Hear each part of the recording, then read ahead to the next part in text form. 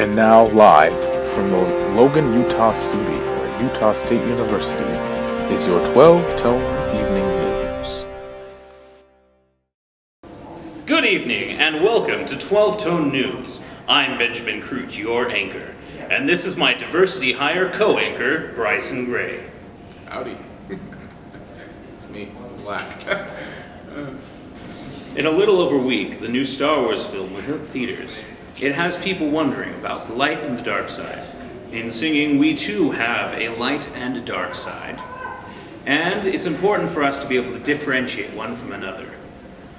Those on the dark side of the Force tend to have lower overtones that are stronger in their singing, much like in my voice. But then other people, such as Luciano Pavarotti or Juan Diego Flores, will have very high, bright voices on the other side of the spectrum because of their high overtones.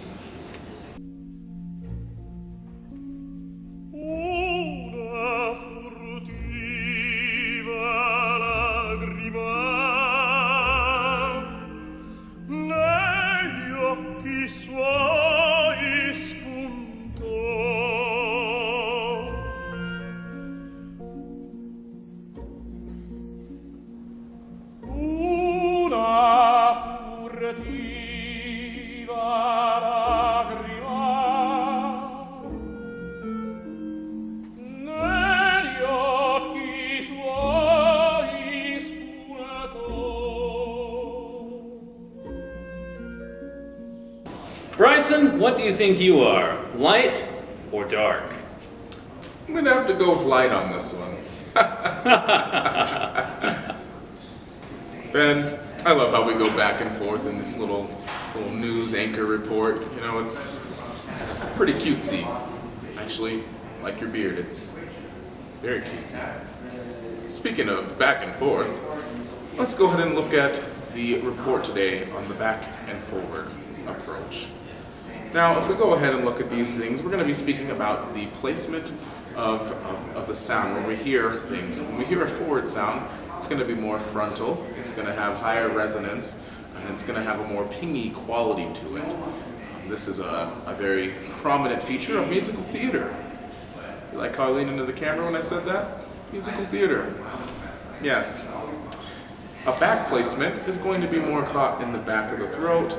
Not necessarily, that would be in the worst situation possible, which would be the darkest situation possible, and the most back situation possible. Back will have a darker sound as well.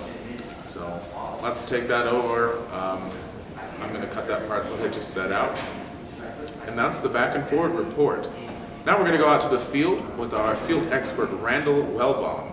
He's exploring today clean, clear, and breathy sounds. Randy, what are you seeing out there, bud? Hello again, everyone. I am here to talk to you about clear sound versus breathy sound.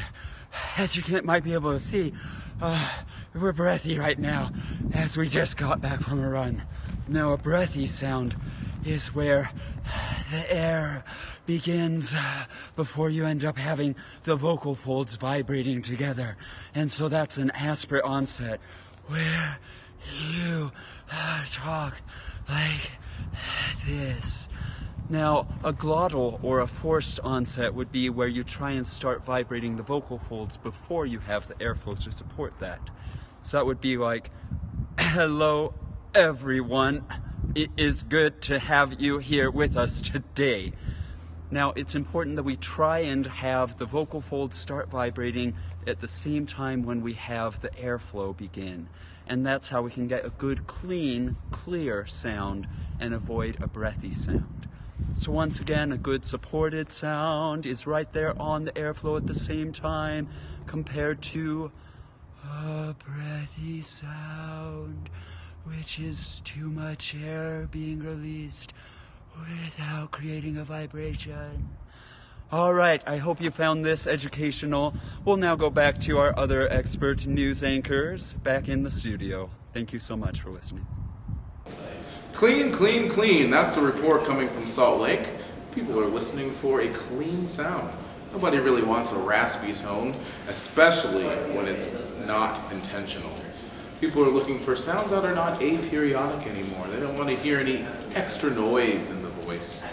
Officials say, and the reports are coming in as well, that the clean sound, the one without aperiodic sound, and the one that has the most natural, vibrant, free of anything that's not supposed to be there, is what is wanted in vocal singing.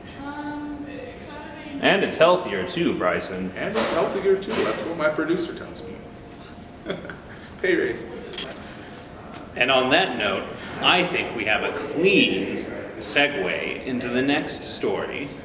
Music listeners around the world are beginning to prefer a different type of voice, much like the Adeles of the world, the Louis Armstrongs of the world. But take caution to know that many of these sounds, when not unintentionally made, are indicative of damage to the voice. These include raspy, scraping sounds, and wide, wobbly, flappy vibrato. If you are experiencing any of these things, we urge you to find an experienced laryngologist and voice teacher to correct them. Now we go to our field reporter, Randall Never Sleeps Wellbaum, who is set to tell us about nasality in the singing voice. Randall. Oh, hello there. I didn't realize it was time for our next news segment. Well, as you could see, we're talking all about a beautiful thing called nasality. Sometimes you could experience nasality both with the speaking voice and with the singing voice. What that means is that we're redirecting a lot of the sound to go not up and out my mouth, but actually up and out through the nasal cavity. You can actually check to see if you're making a nasal sound by plugging your nose. The N sound has to be nasal. So, you can't make a sound. But if we just go, ah, it doesn't alter the sound, and that's because there's no nasality in it. It's wonderful to have a clear nose, to be able to smell all the wonderful smells of the season, the candles, what else do we got in here to smell? Poopery, unicorn gold, all sorts of wonderful smells. Since I guess we're doing our segment in here, this is the nasal cavity. Here we see that normal sound production comes out the mouth, but by blocking our mouth from sending out the sound here and sending the sound and redirecting it through the nasal cavity, it lengthens this nasal passageway, which also helps singers to sometimes access the higher notes. In many cases, there are better ways of accessing those higher notes that are perhaps more preferred or desired. But keep in mind that nasality falls along a spectrum. Some nasality in the sound is not necessarily a bad thing. Sometimes it may be desired. In other cases, you may not want any nasality whatsoever. Reporting live to you from this studio office space. Thanks for tuning in. Back to you guys. The vibrancy debate is getting ever more heated in the world of music. On one side, the more classical side, they want vibrancy all the time. If there's ever a tone that's not vibrant, let it be vibrant. But then, on the CCM side, the contemporary commercial music side, they want it sparingly. They want it in so small doses as to highlight tones, which is correct, which is needed. We asked the singers, and let's find out. The vibrancy is very important. If you're singing with no vibrancy, it is a lack of power and lack of beauty. Y'all, you know, man, what it is, man. I don't even like that vibrato, man. That just kills my flow. You know what I'm saying? Nah, man, that ain't good now. Well, what do you think, Bryson? You know, I don't really know. You know, that R&B guy, He seemed pretty cool.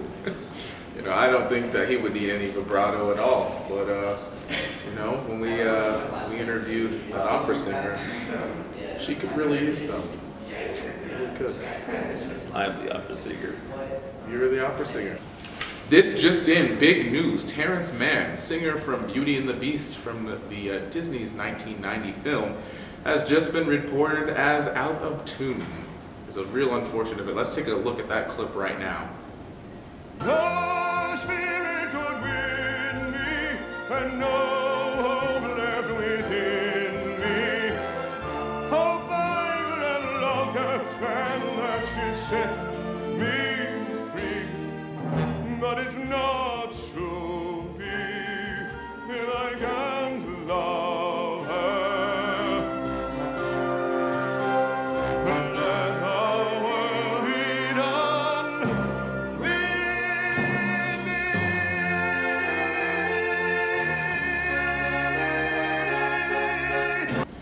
As you'll listen there, you'll see that most of his pitches are underneath what he's supposed to actually be singing. It doesn't fit in with the orchestration, and quite frankly, it sounds poor. People want a more in-tune sound, you know, hitting the correct pitches, not wavering at all. Therefore, today, we give Terrence Mann the Out of Tune Award. And now, we're going to turn it over to our field reporter once more. Randy never sleeps. Wellbaum. Randy? Today we're here at an American Festival chorus rehearsal that's just concluded with my dear friend Scott Henderson. How are you today, Scott? I'm good. How are you? Good. Thank you for joining us. Scott is going to demonstrate for us the importance of having good diction, especially in a choral setting. He's going to be singing a small portion from Hark, How the Bells, Sweet Silver Bells, Carol of the Bells. Hark, hear the bells, sweet silver bells, all seem to say, throw the hymns away, Christmas is here, green is here, ring and hold. Isn't that just beautiful, everyone? Now, in a choir, you have to overdo and exaggerate the diction, which was not what he was doing. So now we're going to have him throw in some of those articulators and see how he can sing with diction. Hark, hear the bells, sweet silver bells, all seem to say, throw cares away, Christmas is here, bringing a cheer through young and old, meek and the bold. Very good. All from memory. What did you do different, Scott? I used my tongue, I spit, and I tried to use my articulators. Absolutely. Now you know the secret of good diction. All right, thanks for tuning in to Vocal Pedagogy News. Back over to you. Who besides Benjamin Krutsch has the best style? Who knows? Maybe Justin Bieber? Just kidding. Justin Bieber has no style. But when it comes to style and musical singing, singers are getting executed for not singing stylistically. That's right. Lebanon, London, Paris, all over the world, people are going out of style in their singing. And what is this? They don't follow the genres in which they're singing in. They're supposed to be singing in. When it comes to singing in style, we need to be able to follow a style that we know about. We need to know about the genre we're singing in. For example, you wouldn't want to go in and sing a jazz song like an opera piece, or maybe you wouldn't sing a rap song like an opera song. Actually, that's a good idea. Anyway, we need to keep our things in style and think about what we're singing, the genre that we're singing in, and make the changes necessary to make it appropriate. And that's it for tonight for 12 Tone News. I'm Benjamin Krutsch. And I'm Bryson Gray. And good night.